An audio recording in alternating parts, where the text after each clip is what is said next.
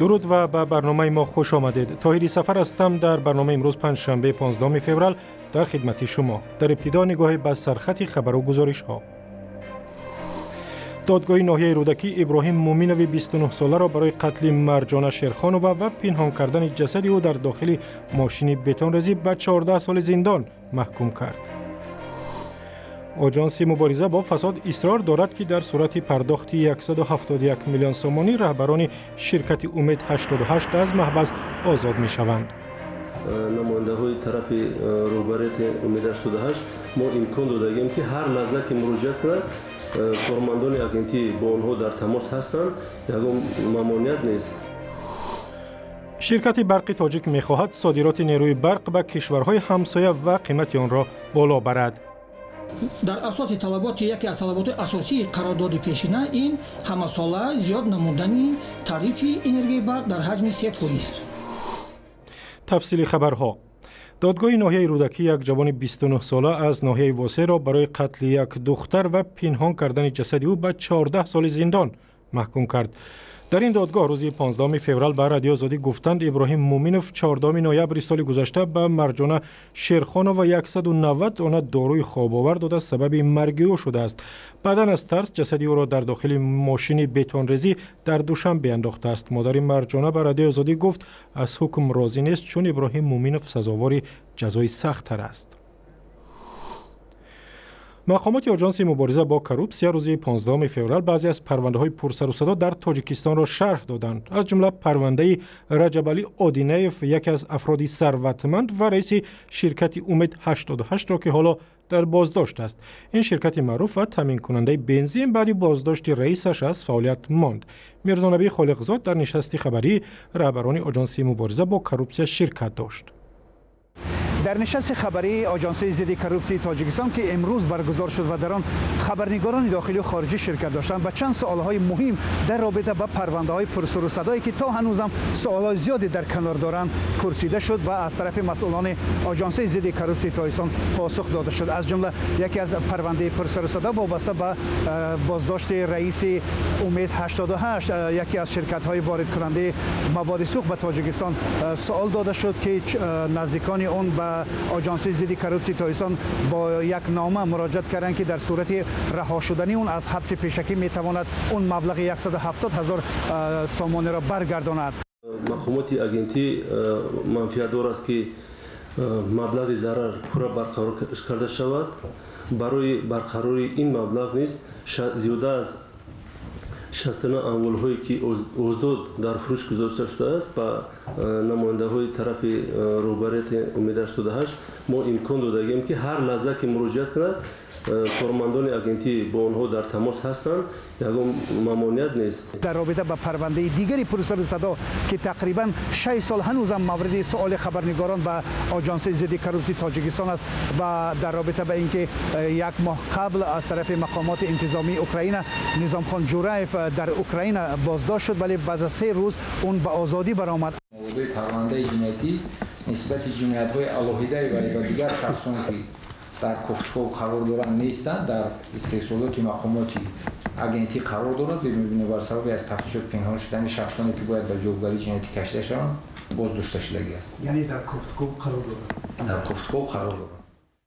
نماینده آژانس ضد کروپسی تاجیکستان گفت که آنها نظام خان جورایف را در پیگرد بین‌المللی قرار دادند ولی وقتی که اون در کیف بازداشت شد متاسفانه از طرف مقامات انتظامی اوکراین به مقامات وزارت کارهای داخلی تاجیکستان که مسئول استرداد افراد بازداشت مورد پیگرد قرار داده شده است نامه نیامده است، هیچ مراجعتی نشده است. از این رو این مسئله همچنان ناروشن باقی میماند. نظام خان جورایف طور آژانس ضد کروپسی تاجیکستان میگوید از طرف دادگاه عالی تاجیکستان پرونده او مورد بررسی قرار دارد ولی در حال حاضر موقوف گذاشته شده است. این سوال‌های اساسی بودند که از طرف خبرنگاران پرسیده شدند و مسائل دیگری هم بودند وابسته به مسئله خرید و فروش زمین‌ها به طور غیر قانونی، در مسئله مبلغ‌گیری معلمان در مکتب‌ها و مسائل دیگری وابسته به رشوه و رشوت ستانی بود که سوال و جواب و مورد پاسخ مسئولان آژانس ضد کروپسی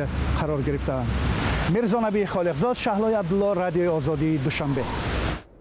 رو میاریم به مسائل بین المللی. در ایالت فلوریدا امریکا یک جوان 19 ساله با اسلحه آتشفشان وارد مکتبی شد، 17 نفر را کشت و 15 تن دیگر را مجروح کرد. مقامات گفتند او را چند پیش از همین مکتب خارج کردند. جوان را بازداشت کردند. جزئیات بیشتر در گزارش عبدالله اشور. در نتیجه تیرپرانی در مکتب شهر پارکلند واقع در 70 کیلومتری شمال میامی مرکز مأموری ایالت فلوریدا ایالات متحده آمریکا 17 کس به هلاکت رسیدند. حمله در عرفه انجام درس به وقوع پیوست. سلاح به دست که به قول پلیس نیکولاس کروز سابق محصل همین مکتب می باشد بانگ اضطراب را روشن کرد و وقت مکتب بچه ها از صنفخانه ها بیرون می شدند به سوی آنها آتش گشاد. پلیس نیروهای تعیینات خاص و گروه‌های ضد سوختار به زودترین فرصت به مکتب آمده مکتب بچه ها را به جای بی خطر انتقال دادند. مسئول حمله دستگیر شد. درباره سبب اخراج او از مکتب و سبب حمله‌اش معلومات بیشتر دسترس نشده است. ما با هم دیگر صحبت کرده کوشش میکردیم یکدیگر را آرام کنیم. همه در خوف بودیم و گریه میکردیم. امید داشتیم که همه چیز آرام میشود و ما را از اونجا بیرون میکشند.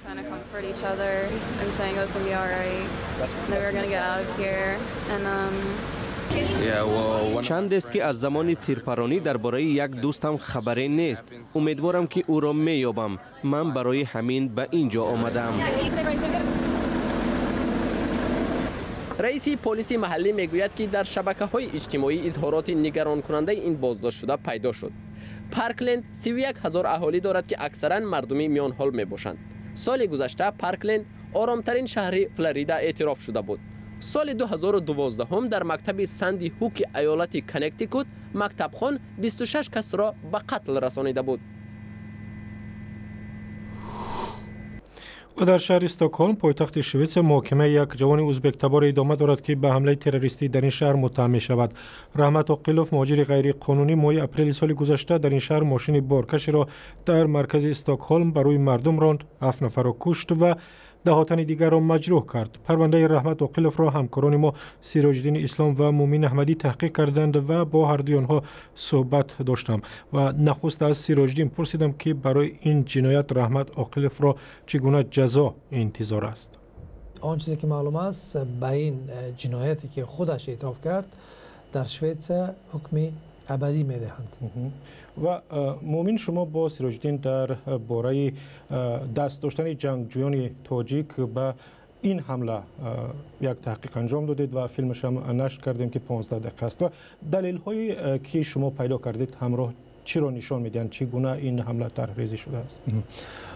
وقتی همکارمون سیراج الدین پرونده بیش از 9000 صحیفگی دادستانی کل شویتسیا رو دسترس کردند و به من نشان دادن. جالب بود که تمام مکاتبه هایی که رحمت عاقلوف با گروه های احتمالی تندرو که در سوریه و عراق و افغانستان جایگیر شدند داشتند با زبان تاجیکی بودند. این عامل اصلی، یعنی نکته اصلی بود که توجه ما رو جلب کرد و ما با تحقیق آغاز کردیم که رحمت عاقلوف با کی، اینها کی هستند که با زبان تاجیکی تمام مکاتبه‌هاش در صدها صحیفه‌ای که در پرونده دادستانی جایگیر شده است اونجا نسخه برداری و جای داده شده بودند.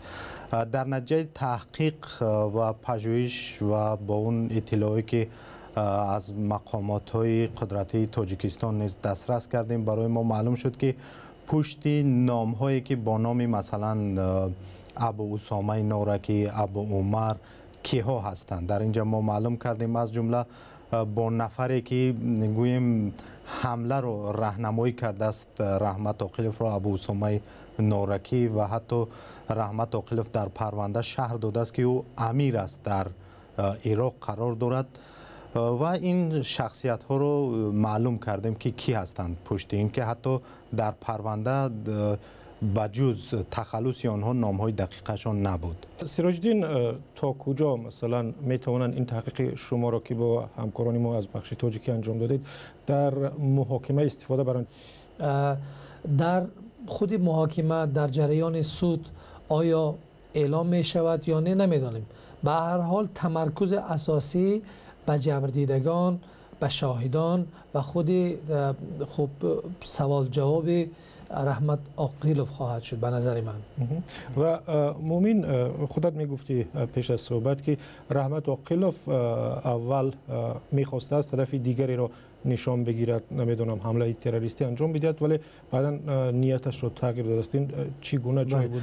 در اون مکاتبه هایی که با زبان تاجیکی اونها میان جنگیان گروهی ظاهرا جنگیان گروهی تندروی دولت اسلامی انجام داده است، در اونجا راهنمایی می شود که اول یعنی طرز آماده کردن مواد ترکنده را سازماندهی کند و در اونجا 3 هدف رحمت عاقلوف پیشنهاد میکند و ظاهرا ابو اسامه و ابو عمر قبول میکنند. حمله به مرکز اتصال و کلوب همجنسگرایان و یک مرکز دیگر دلخوشی پیشنهاد میشود و اونها قبول میکنند. در تمام مدت ترهیزیشون این بود که یعنی مواد انفجاری آماده شود و حمله انتحاری. رهبران شرکت برق تاجیک میگویند تلاش دارند امسال نیروی برق بیشتر در تاجیکستان استحصال شود و آن را به کشورهای احتیاجمند منطقه بفروشند. مقامات شرکت روز 14 فوریه درباره فعالیت یک ساله برق تاجیک و برنامه‌های آن با خبرنگاران صحبت کردند و شادمان یتیم نیز آنجا بود. شرکت برق تاجیک تصمیم دارد سال جاری حدود 3 میلیارد کیلووات ساعت نیروی برق را به افغانستان و ازبکستان بفروشد. همساله سازشنامه ایلاوگی که عاید انتقال برق به جمهوری افغانستان بررسی می‌گردد در اساس شرطنامه قبلی که تا سال 2029 عمل می‌نماید به تصویب رسانده می‌شود. زیرا در اساس طلبات یکی از طلبات اساسی قرارداد پیشینه این همساله زیاد نمودنی تعریف انرژی برق در حجم 3%. سال گذشته نیروگاه‌های تاجیکستان بیش از 15 میلیارد کیلووات ساعت نیروی برق تولید کرده، باز آبی را که برای تولید حدود 3 میلیارد کیلووات ساعت نیروی برق باید مصرف میشد بدون تولید نیروی برق به رودخانه پرتاب کردند. با گفته رهبران شرکت برق تاجیک امکان داشتند تولید نیروی برق بیش از 18 میلیارد کیلووات ساعت شود. در حجم انتقال انرژی برق به جمهوری افغانستان در حجم 1 میلیارد و 300 میلیون کیلووات ساعت انتقال گردید. در سال 2018 باشد این نشان دهنده در موافقه طرفین در حجم نزدیک به 1 میلیارد کیلووات ساعت در نظر است که انرژی برق به جمهوری اسلامی افغانستان انتقال داده شود. سال جاری برق تاجیک هر کیلووات ساعت نیروی برق را به افغانستان 4.1 سنت می‌فروشد. نرخ برق به ازبکستان انتقال شده تا حال موافقه نشده است. توزیع نرخ معلوم نیستند. در حالت شرطنامه بسته شدند و نرخ معین شدند به امضا رسیدند. بعد ما معلوم می‌کنیم و معلومات شما میرسیم. مسئولان برق تاجیک میگویند همچنین از سال 2016 به این سو مذاکرات با ازبکستان برای راه اندازی فعالیت حلقه یگانه انرژتیکی آسیای میانه ادامه دارد.